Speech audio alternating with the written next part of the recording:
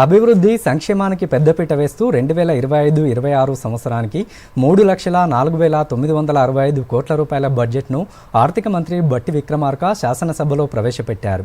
ఇందులో రెవెన్యూ వ్యయం 2,26,982 కోట్లు కాగా మూలధన వ్యయం 36,504 కోట్లుగా పేర్కొన్నారు. సంక్షేమ రంగానికి రాష్ట్ర ప్రభుత్వం కట్టుబడి ఉందన్నారు. మరిన్ని వివరాలు. రాష్ట్ర వార్షిక బడ్జెట్లో ఎస్సీ, ఎస్టీ, బీసీ, మైనార్టీ సంక్షేమానికి ప్రభుత్వం భారీగా కేటాయింపులు చేసింది. ఈ నాలుగింటికి కలిపి 72,397 కోట్లను కేటాయించింది.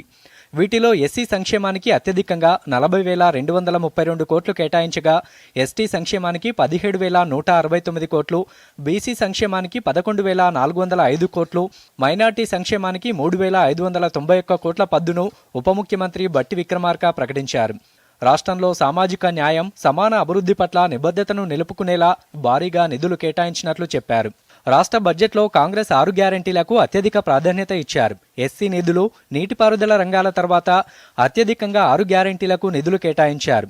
6 గ్యారెంటీలకు 56,084 కోట్లు, చేయూత పింఛన్లకు 14,861 కోట్లు, ఇందిరమ్మ ఇళ్లకు 12,571 కోట్లు, మహాలక్ష్మి పథకానికి 4,305 కోట్లు, 200 యూనిట్ల ఉచిత విద్యుత్ కల్పించే గృహజ్యోతి పథకానికి 2,080 కోట్లు, రాజీవ్ ఆరోగ్యశ్రీకి 1,143 కోట్లు, 500కే గ్యాస్ సిలిండర్ పంపిణీ పథకానికి 723 కోట్లు, ఇందిరమ్మ ఆత్మీయ భరోసాకు 600 కోట్లు కేటాయించారు.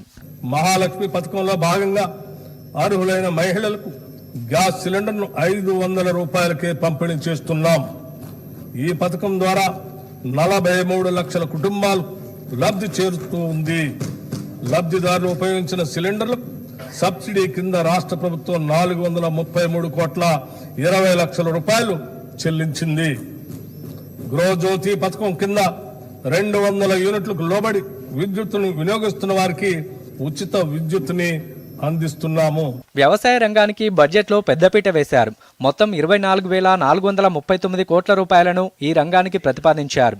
రైతు భరోసా పథకానికి 18,000 కోట్లు కేటాయించారు. సన్నధాన్యంకు బోనస్ పథకానికి 1,800 కోట్లు, వ్యవసాయ మార్కెట్ యార్డుల అభివృద్ధికి 180 కోట్లు కేటాయించారు. వ్యవసాయ రంగాన్ని లాభదాయకంగా మార్చే క్రమంలో ఆయిల్ ఫామ్ సాగుకు సబ్సిడీ ఇస్తున్నామని చెప్పారు.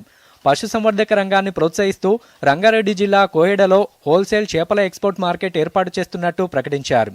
మన రైతన్నలకు ఇచ్చిన మాటకు కట్టుబడి మా ప్రభుత్వం వారిని రుణవిముక్తులు చేసింది. వారికి 2 లక్షల లోపు రుణాలను మాఫీ చేసింది. ఇప్పటి వరకు 25.35 లక్షల మంది రైతులకు 20,616 కోట్ల 89 లక్షల రూపాయలు రుణమాఫీ చేశాం. దీనివల్ల రైతులు మళ్లీ వ్యవసాయ రుణాలు పొందటానికి మార్గం సుగమమైంది. ఇందిరాగిరి జల వికాసం పథకంతో పోడు భూములు సాగు చేసుకునే గిరిజన రైతులకు సౌర ఆధారిత పంపు సెట్ల ద్వారా సాగునీటిని అందిస్తామని బట్టి విక్రమార్క ప్రకటించారు. ఇందుకు వచ్చే 4 ఏళ్లలో 12,600 కోట్లు కేటాయించారు. దీని ద్వారా 2 లక్షలకు పైగా గిరిజన రైతులకు లబ్ధి చేకూరుతుందని తెలిపారు. రాష్ట్ర ప్రభుత్వం ప్రతిష్టాత్మకంగా చేపట్టిన రాజీవ్ యువ వికాసం పథకానికి బడ్జెట్లో 6,000 కోట్లు కేటాయించారు. యువత స్వయం ఉపాధి కల్పనలో రాజీవ్ యువ వికాసం గేమ్ చేంజర్గా నిలుస్తుందని బట్టి విక్రమార్క అన్నారు.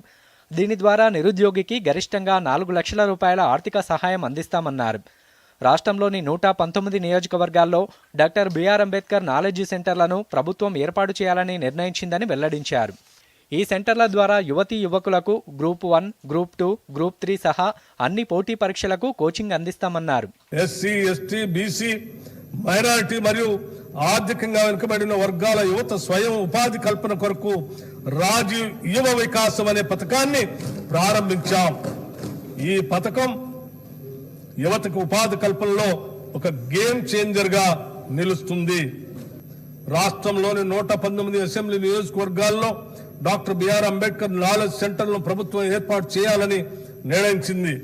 వీటి ద్వారా గ్రామీణ ప్రాంతాల్లోని ఆర్థికంగా వెనుకబడిన యువతీ యువకులకు గ్రూప్ 1, గ్రూప్ 2 మరియు ఇతర అన్ని పోటీ పరీక్షలకు ఉచితంగా కోచింగ్ తీసుకునేందుకు అవకాశం లభిస్తుంది. సంక్షేమ రంగానికి కాంగ్రెస్ ప్రభుత్వం కట్టుబడి ఉందని, అందుకే 6 గ్యారెంటీలకు నిధుల సమస్య లేకుండా కేటాయింపులు జరిపినట్టు బట్టి విక్రమార్క అసెంబ్లీలో ప్రకటించారు. Bureau report, Doordarshan news.